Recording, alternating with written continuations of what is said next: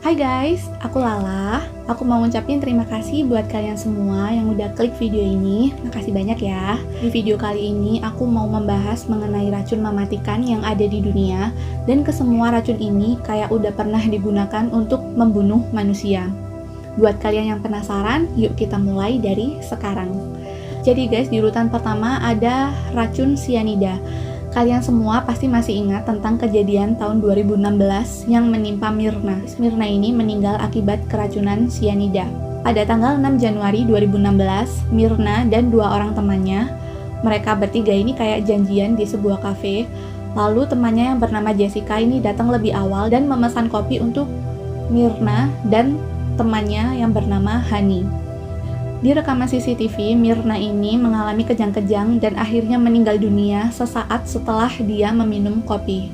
Jadi guys, cyanida ini menyerang organ yang membutuhkan oksigen dalam menjalankan fungsinya, seperti kayak otak dan juga jantung. Korban yang mengalami keracunan cyanida ini mengalami gejala hilangnya penglihatan, terus kejang-kejang, mulutnya berbusa, kadang juga mengeluarkan darah, gagal nafas, lalu gagal jantung dan akhirnya meninggal dunia.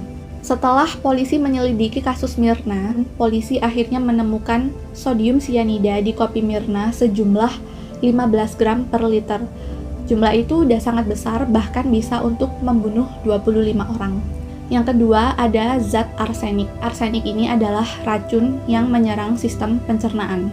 Saat korban mengalami keracunan arsenik, korban akan mengalami mual dan muntah, semakin lama semakin parah. Setelah merasakan mual dan muntah, akhirnya korban ini merasakan kayak lambungnya itu ditusuk-tusuk dan itu sakit banget. Setelah itu korban mulai kejang-kejang dan akhirnya meninggal dunia.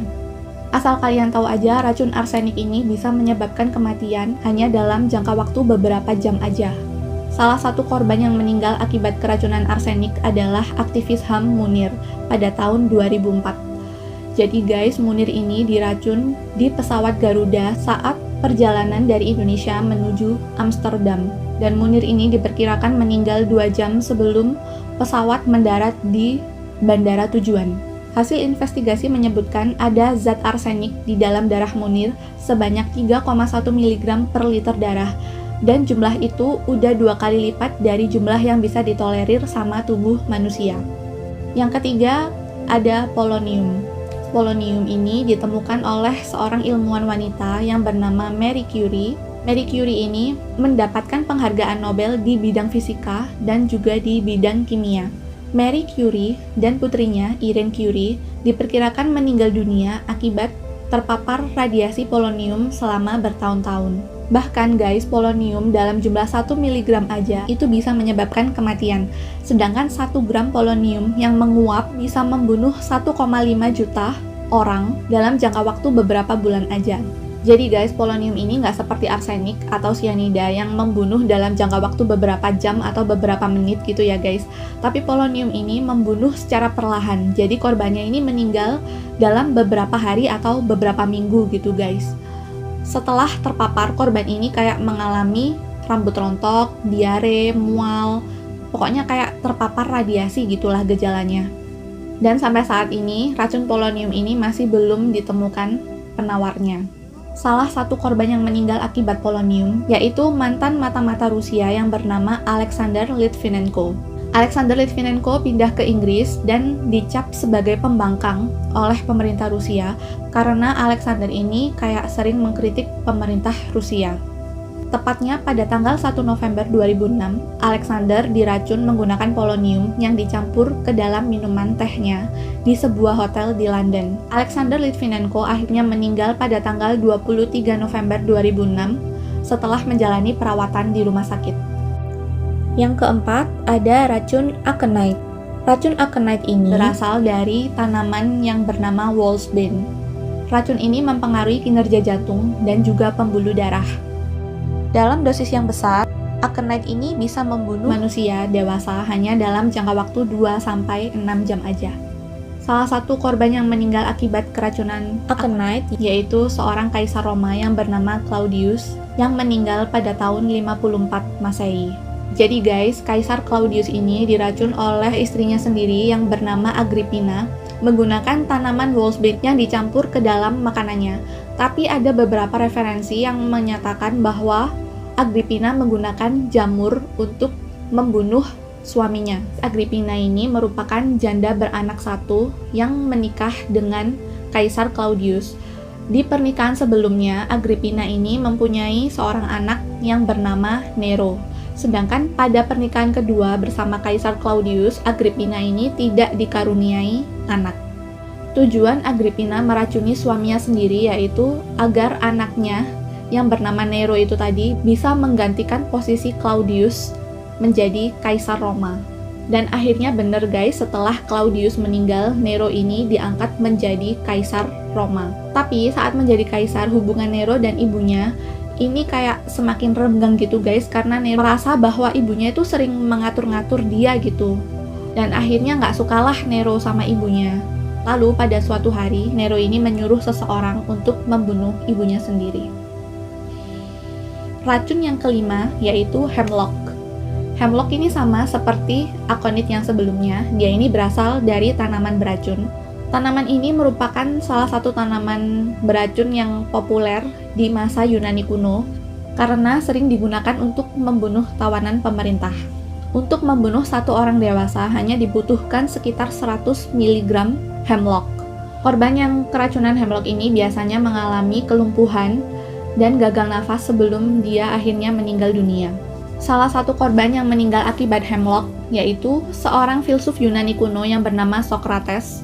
Beliau meninggal pada tahun 399 sebelum Masehi. Jadi guys, pada saat itu Socrates sedang menjalani persidangan dengan tuduhan menolak mengakui dewa-dewa yang diakui oleh negara.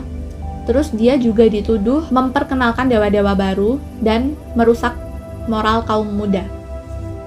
Persidangan ini berlangsung selama 3 jam dan karena tidak membuahkan hasil, akhirnya dilakukanlah polling oleh 500 juri untuk menentukan Socrates ini bersalah atau tidak. Di akhir polling, 280 orang menyatakan Socrates bersalah, sedangkan 220 menyatakan Socrates tidak bersalah. Dan akhirnya Socrates ini dihukum mati dengan cara meminum hemlock di depan umum.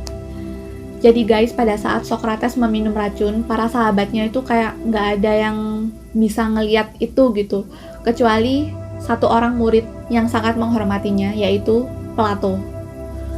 Plato ini menganggap Socrates sebagai gurunya yang sangat bijaksana dan rendah hati.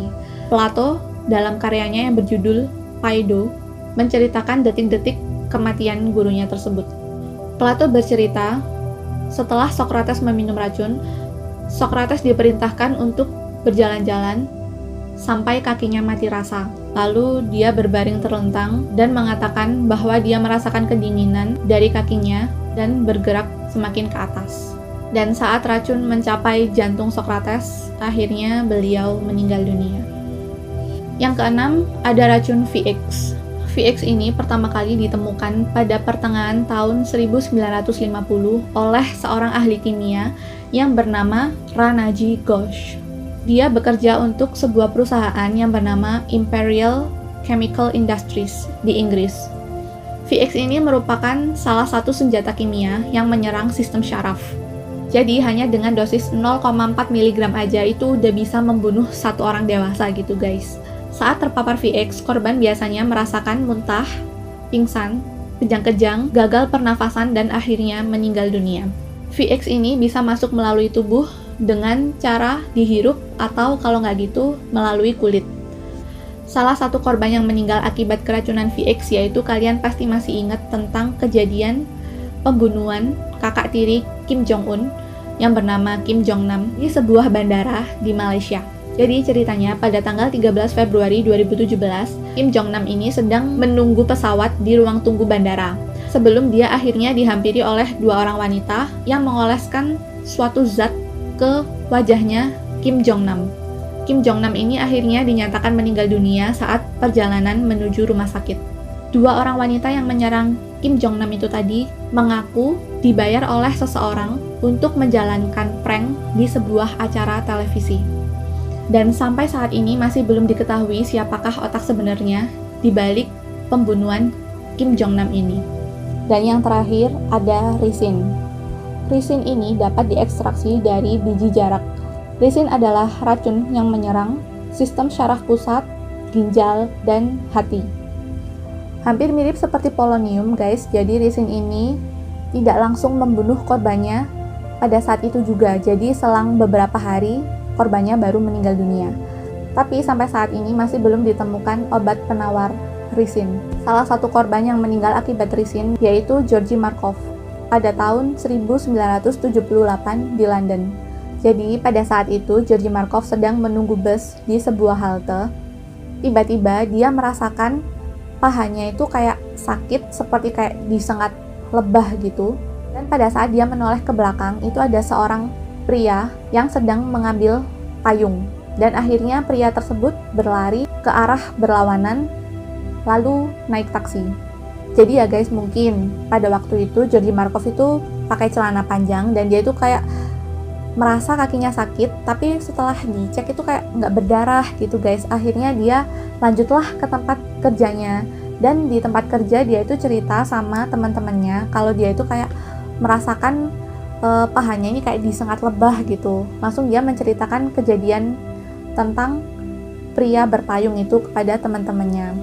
Dan akhirnya pada malam harinya Georgi Markov ini mengalami demam yang sangat tinggi dan akhirnya dilarikan ke rumah sakit. Dan setelah dirawat selama 4 hari, akhirnya pada 11 September 1978 Georgi Markov meninggal dunia. Karena meninggalnya ini kayak nggak wajar gitu, akhirnya dilakukanlah otopsi ke jasadnya Georgi Markov. Hasil otopsi mengungkapkan bahwa ada pelet yang terdiri dari 90% platinum dan 10% iridium yang tertanam di pahanya Georgi Markov. Pelet itu kayak dibor gitu guys, terus tengah-tengahnya diisi racun risin itu tadi. Jadi pelet ini kayak canggih gitu guys, karena risin yang ada di dalam pelet tersebut dirancang khusus untuk bisa meleleh pada suhu 37 derajat Celcius, yaitu suhu rata-rata manusia. Jadi mungkin ya guys ya, pada saat Georgi Markov mengalami demam itu, racun risin ini kayak langsung meleleh gitu dan akhirnya menyebar ke seluruh tubuhnya Georgi Markov. Dan pembunuhan Georgi Markov ini akhirnya terkenal dengan sebutan Umbrella Murder. Oke guys, jadi sekian dulu video dari aku. Aku minta maaf kalau masih ada informasi yang kurang akurat yang udah aku sampaikan tadi. Dan buat kalian yang mau menyampaikan kritik dan saran, boleh banget kalian tulis di kolom komentar. Seperti biasa, terima kasih buat kalian semua yang udah nonton video ini. Aku Lala, pamit undur diri, sampai ketemu lagi di video selanjutnya. Bye! Muah!